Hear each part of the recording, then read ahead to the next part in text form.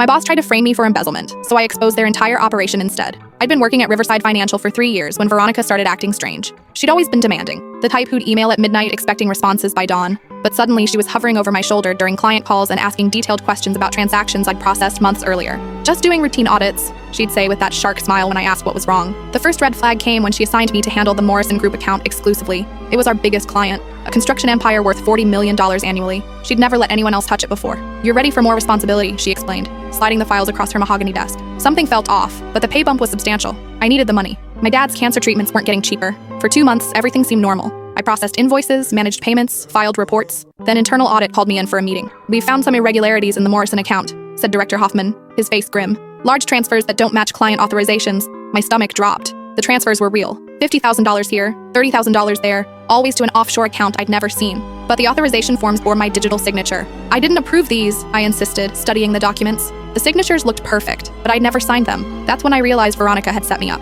She'd given me exclusive access knowing someone else was siphoning money, then forged my approvals to make me the fall guy. While I was processing legitimate transactions, she was running a parallel operation under my credentials. "We're placing you on administrative leave pending investigation," Hoffman said. "Don't discuss this with anyone." I drove home in a daze. 3 years of perfect performance, and now I faced federal charges for crimes I didn't commit. That night, I remembered something. During my first week handling Morrison, Veronica had insisted I install new software on my computer. "Enhanced security protocols," she'd said, personally entering the admin passwords. I'd thought nothing of it then. Now I realized she'd probably installed keylogging software to capture my login credentials. Instead of wallowing, I got angry. For the next week, I documented everything. I mapped every suspicious transaction against Veronica's calendar, cross-referenced offshore account numbers with shell companies, and traced money flows through 3 different banks. The pattern became clear. She'd been embezzling for at least 2 years, using different employees' credentials to cover her tracks. I was just the latest patsy. The breakthrough came when I found her original employment contract in the public records. Before Riverside, she'd worked at 2 other firms, both shut down for financial irregularities after she left. I called my college roommate Elena, now an FBI financial crimes investigator.